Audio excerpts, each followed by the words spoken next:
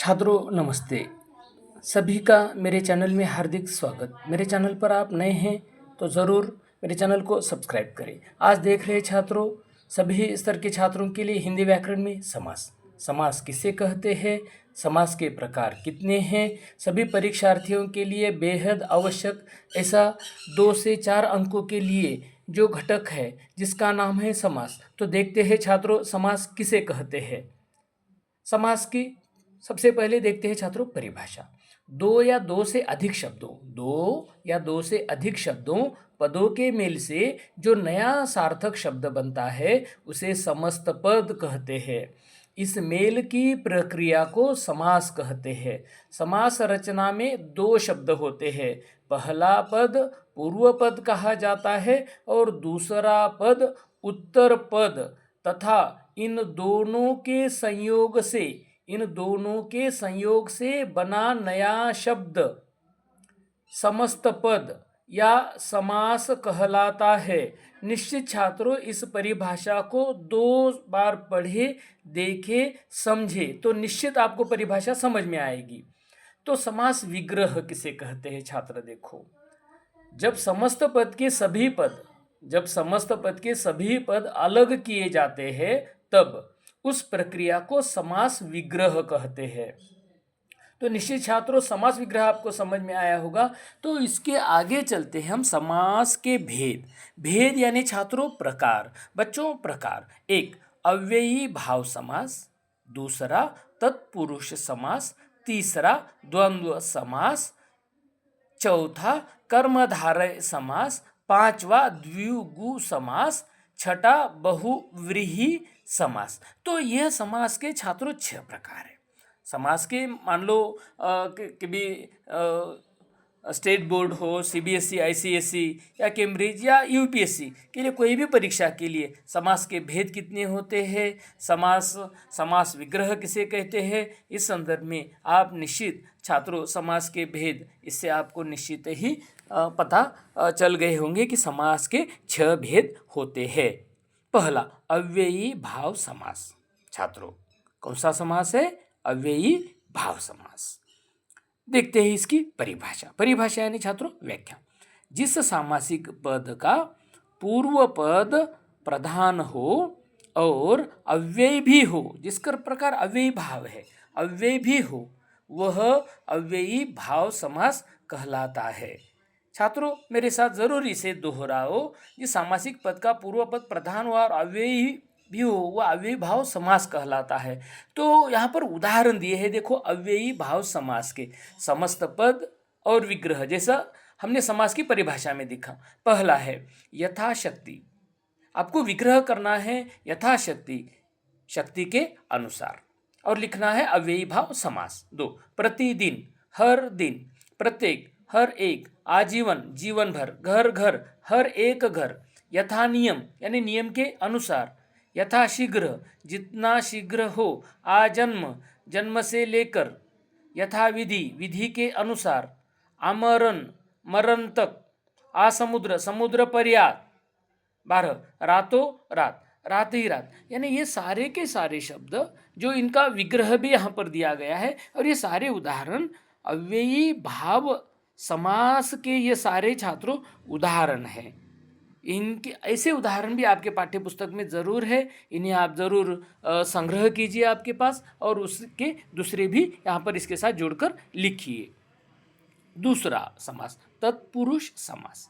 जिस सामासिक शब्द का उत्तर पद प्रधान होता है तथा दोनों पदों के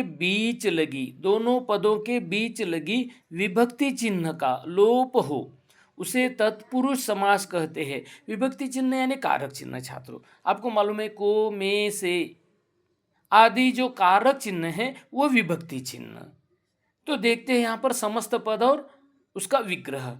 उदाहरण के लिए पहला स्वर्ग प्राप्त, स्वर्ग को प्राप्त, को यह विभक्ति चिन्ह है। तुलसीकृत, तुलसी द्वारा कृत, द्वारा विभक्ति चिन्ह। सत्याग्रह, सत्य के लिए आग्रह, यह संप्रदान कारक है के लिए। जन्मांध, जन्म से अंधा। 5 सेनापति, सेना का पति। 6 शरणागत, शरण में आगत। आप बीती, आप पर बीती, पर, में, का, से, के लिए, द्वारा, को, ये सारे के सारे विभक्ति चिन्ह है छात्रों। इसका विग्रह इस प्रकार आपको करना है जो तत्पुरुष समास का विग्रह। और समस्त पद यानी समास, जो हमने इसके पहले भी हमने देखा है। ज़रूर इसे जब कभी दिक्कत आती है तो ज़रूर थोड़ा पीछे एक बार जाकर देखिए।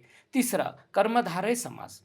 कर्मधारय समास वह होता है या वहाँ होता है जहाँ पूर्व पद विशेषण और उत्तर विशेष्य होता है, या पूर्व पद तथा उत्तर पद में उपमेय उपमान संबंध होता है।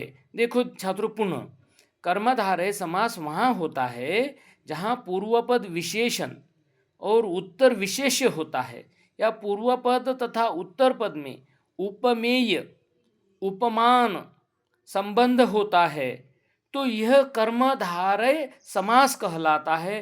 तो देखिए इसका विग्रह, समस्त पद का विग्रह। पहला, चंद्रमुख, चंद्र के समान मुख। चरण कमल, कमल रूपी चरण। 3, महात्मा, महान है जो आत्मा, विशेष और विशेषण। चौथा, का पुरुष, कायर है जो पुरुष। 5, नील गगन, नीला गगन, नीला छात्रों ये विशेषण, कोई भी रंग विशेषण। 6, कमल नयन, कमल के समान नयन, कमल के समान नयन। यहाँ पर ये सारे देखो, यहाँ पर विशेषता के लिए चंद्रमुख, मुख कैसा है, चंद्रमा के समान है। जो चरण है कमल रूपी है। आत्मा महान, पुरुष के लिए कायर, गगन के लिए नीला, और नयन कमल के समान। द्विगु समास, जिस सामासिक पद का पूर्व पद संख्यावाचक विशेषण हो। संख्यावाचक विशेषण छात्रों यहाँ पर ध्यान दीजिए। और समूह या समाहार का बोध, समूह या समाहार का बोध कराता हो, उसे द्विगु समास कहते हैं। जिस सामासिक पद का पूर्व पद संख्यावाचक विशेषण हो और समूह या समाहार का बोध कराता हो, उसे द्विगु समास कहते हैं। देखिए इसके उदाहरण छात्रों। समस्त पद और विग्रह। 1, पंचतंत्र, 5 तंत्रों का समाहार। 2, नवरत्न, नवरत्नों का समाहार। 3, दोपहर, दोपहरों का समाहार। 4, शताब्दी, शत शब्दों का समाहार। 5, चौराहा, 4 राहों का समाहार। 6, पंचवटी, 5 वटों का समाहार। 7, तिरंगा, 3 रंगों का समाहार। देखो यहाँ पर हर एक में आपको पंचतंत्र में 5, नवरत्न में 9, दोपहर में 2, शताब्दी में 100, चौराहा में 4, पंचवटी में 5, तिरंगा में 3। यहाँ पर संख्यावाचक विशेषण है, यहाँ पर कोई ना कोई संख्या है। यहाँ पर निश्चित संख्या के अनुसार ही आप पूरी तरह से इस समास को, द्विगु समास को यहाँ पर पूरी तरह से समझ सकते हैं। अभी द्वंद्व समास देखो छात्रों। जिस सामासिक पद में दोनों पद प्रधान हो तथा और या अथवा शब्द का लोप हो। देखो 3 शब्दों का लोप हो, और या अथवा, इन शब्दों का लोप हो, वहां द्वंद्व समास होता है। देखो छात्रों, यहां पर इन 3 शब्दों का लोप हो तो उदाहरणों में हमें पता चलेगा। देश विदेश, देश और विदेश। हवा पानी, हवा और पानी। लाभ हानि, लाभ या हानि।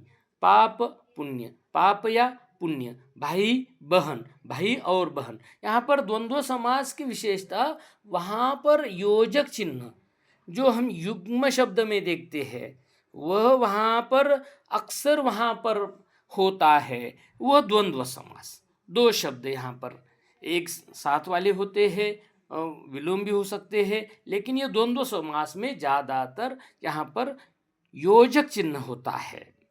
योजक चिन्ह वाले ये शब्द है, और यहाँ पर और या शब्द से जोड़े गए।